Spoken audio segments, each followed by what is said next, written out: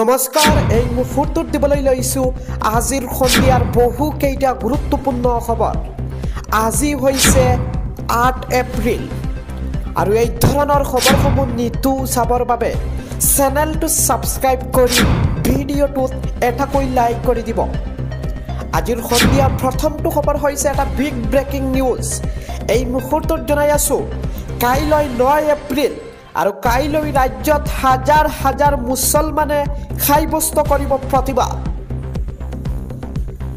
গুৱাহাটীত আমছুৱে ল'ব প্ৰতিবাদী কাৰ্যসূচী। ৱাকফ সংশোধনী আইনক লৈ গৰজি উঠিল আমছু। মুছলমানৰ সম্পত্তিৰ ওপৰত কোনেও হস্তক্ষেপ কৰিব নোৱাৰিব।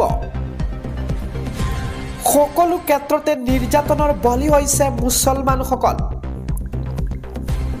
ৱাকফ সম্পত্তিৰ জৰিয়তে লাখ লাখ মানুহ উপকৃত হৈছে। মুছলমানক ধ্বংস কৰিবলৈ আমাৰ সম্পত্তিৰ ওপৰত হস্তক্ষেপ কৰিছে বিজেপি চৰকাৰে। স্বাধীনতা আন্দোলনত মুছলমানে দিছিল বলিদান।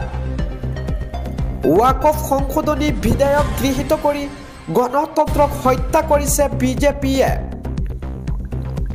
মুছলমানক শেষ কৰাটোৱেও বিজেপিৰ ৰাষ্ট্ৰবাদ।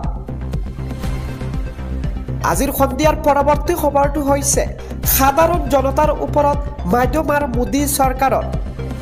পুনৰ বৃদ্ধি পালে ৰন্ধন গেছৰ চিলিণ্ডাৰৰ মূল্য। প্ৰতিটো ঘৰুৱা চিলিণ্ডাৰত ৫০ টকাকৈ বৃদ্ধি হ'ল দাম। আজিৰ সন্ধিয়াৰ পৰৱৰ্তী খবৰটো হৈছে ডিঙিত গামোচা লৈ পৰিয়ালসহ কাজিৰঙা ৰাষ্ট্ৰীয় উদ্যান দৰ্শন ক্ৰিকেটাৰ শচীন তেণ্ডুলকাৰৰ। কাজিৰঙাৰ নৈসৰ্গিক শোভা উপভোগ কৰিলে শচীন তেণ্ডুলকাৰে। জীপ ছাফাৰীৰে কাজিৰঙা ৰাষ্ট্ৰীয় উদ্যান দৰ্শন ক্ৰিকেটাৰ ভগৱান শচীন তেণ্ডুলকাৰৰ। অনুৰাগীৰ পৰা গামোচা ল'লে শচীন তেণ্ডুলকাৰে। কাজিৰঙাত কটকটীয়া নিৰাপত্তা বেষ্টনী গঢ়ি তোলা হৈছে। আজিৰ সন্ধিয়াৰ পৰৱৰ্তী খবৰটো হৈছে শীঘ্ৰেই বাংলাদেশলৈ উভতাৰ ঘোষণা শ্বেখ হাছিনাৰ। আল্লাহে মোক বিশেষ কাৰণত জীয়াই ৰাখিছে। মই জীয়াই আছো। মই শীঘ্ৰেই উভতিম মোৰ আপোন দেশলৈ। আল্লাহে কেতিয়াও ইউনুছ চৰকাৰৰ অত্যাচাৰ সহ্য নকৰে। মই শীঘ্ৰেই মোৰ সমৰ্থকৰ ওচৰলৈ ঘূৰি যাম। আৱামী লীগৰ নেতাক টাৰ্গেট কৰা প্ৰতিগৰাকীয়ে পৰিণাম ভুগিব লাগিব। নিয়াৰ আদালতলৈ অনা হ'ব আৱামী লীগৰ বিৰুদ্ধে ষড়যন্ত্ৰ ৰচাসকলক। বাংলাদেশৰ সাধাৰণ জনতাক কেতিয়াও ভাল নাপায় মোহাম্মদ ইউনুছে। দুখীয়া দৰিদ্ৰ ধন লুটি বিদেশত আৰামদায়ক জীৱন কটাইছিল ইউনুছে। ইউনুছৰ ক্ষমতাৰ লোভে এতিয়াও বাংলাদেশক ক্ষতি কৰিছে। উন্নয়নৰ জখলা বগোৱা বাংলাদেশ এতিয়াও নিষিদ্ধ সংগঠনৰ দেশত পৰিণত হৈছে। এনেদৰে মন্তব্য কৰে শ্বেখ হাছিনাই। আজিৰ সন্ধিয়াৰ পৰৱৰ্তী খবৰটো হৈছে গুৱাহাটী মহানগৰীত নিশা ১১ বজালৈকে খোলা থাকিব মদৰ বিপণী।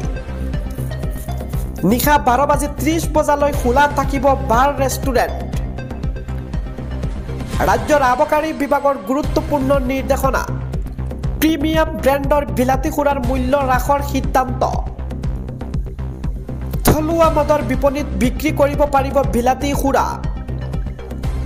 গাঁৱে গাঁৱে বিলাতী সুৰা বিক্ৰী কৰাৰ লক্ষ্য আবকাৰী বিভাগৰ। পূৰ্বে নিশা ১০ বজালৈকে খোলাৰ ব্যৱস্থা আছিল সুৰাৰ বিপণী। গ্ৰাম্য অঞ্চলৰ IMEL অৰ্থাৎ ওৱান শ্বুপসমূহ অফ শ্বুপলৈ পৰিৱৰ্তন সিদ্ধান্ত চৰকাৰৰ। আজিৰ সন্ধিয়াৰ পৰৱৰ্তী খবৰটো হৈছে আল্লাহু আকবাৰ ধ্বনি দি হাজাৰ হাজাৰ মুছলমানে আবদ্ধ কৰিলে এইবাৰ ৰেলগাড়ী। ৱাকফ সংশোধনী বিধেয়কৰ বিৰুদ্ধে মুছলমানৰ ভয়ংকৰ প্ৰতিবাদ। পশ্চিমবংগত ৰেলপথ অৱৰোধ কৰি মুছলমানৰ ভয়ংকৰ প্ৰতিবাদ। পশ্চিমবংগৰ মালদাত প্ৰতিবাদকাৰীয়ে আল্লাহু আকবাৰ ধ্বনি দি ৰেল চলাচল বাধা আৰোপ কৰিছে। মুৰ্ছিদাবাদতো প্ৰতিগৰাকীয়ে অৱৰোধ কৰিছে ৰেলপথ অৱৰোধ কৰি ভিডিঅ' শ্বেয়াৰ কৰি মমতা বেনাৰ্জীৰ চৰকাৰৰ সমালোচনা